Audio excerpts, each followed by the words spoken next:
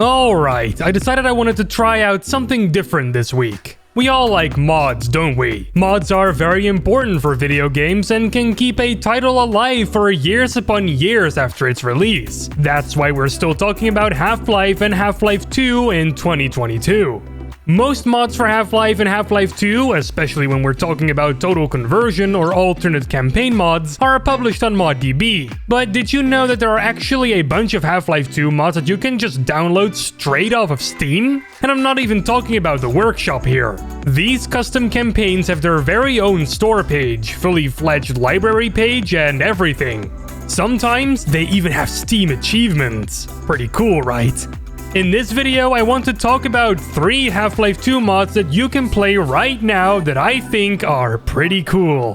Now, I'm not going to portray these mods as them being the very best on the platform, but I definitely enjoyed playing them, and I bet you would too if you haven't yet. Alright, without further ado, let's get started.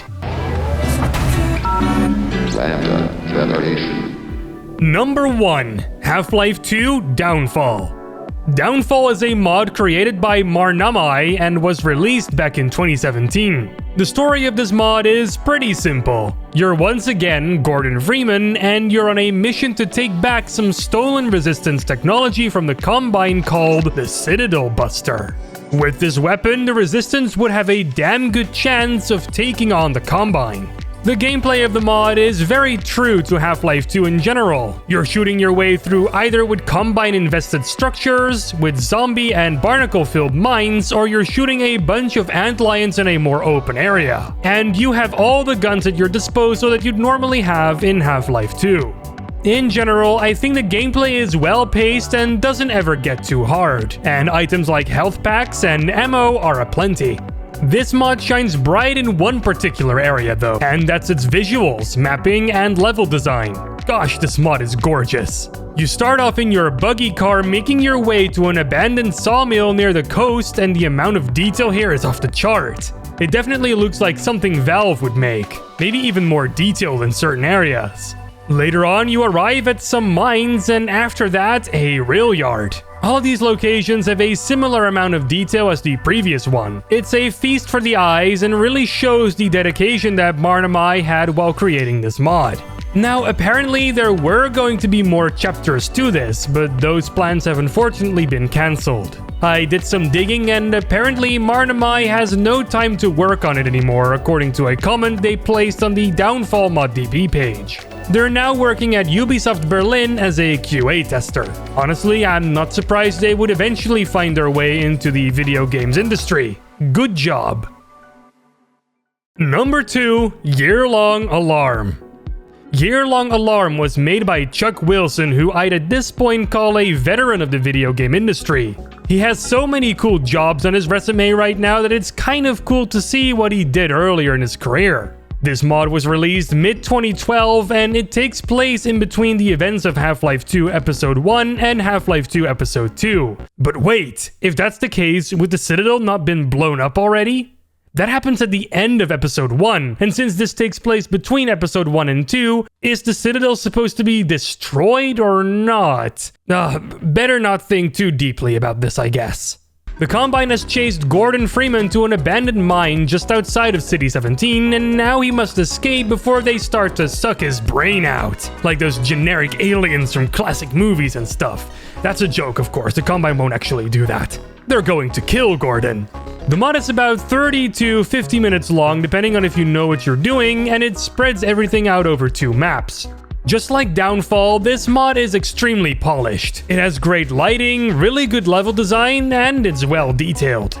The gameplay, although being pretty much Half-Life 2's gameplay again, so there's not a whole lot to say, is pretty decent. In my multiple playthroughs that I've had with this mod, I never really felt like I was short on any bullets or health. It's well balanced. This is an absolute must-play. And number 3, Transmissions Element 120. You must have seen this one coming, right? Transmissions Element 120 is a Half-Life 2 mod made by Shokunin and has also been out for a while now. It was first published in 2016. According to the Steam page, the story takes place in a mysterious location in a mysterious time. There's no telling when this actually takes place in the Half-Life timeline, and that's fine really. There is more story fed to you throughout the game with these QR codes that you can find littered around the place. Just zoom into them by pressing Z and there you go, exposition. The gameplay of this mod is probably the most unique out of all of the mods I've mentioned so far. The main focus really is the new gun you got access to, a launcher gun. It basically shoots out a ball of energy that can blast you into the opposite direction of where you shot it. It's really handy to get to higher platforms and blast enemies with pure energy, and it's quite fun to figure this weapon out. Okay, and the graphics, well, you can see for yourself. This has to be the best looking mod out of all of them on this list. From the texture work to the lighting and geometric detail, it all looks quite amazing. Apparently this mod features improved dynamic lighting and a newer version of the source shader editor that really helps this mod achieve this dark and somber look. Honestly, the graphics are probably one of the reasons I'd sometimes return to this mod. It's just so beautiful.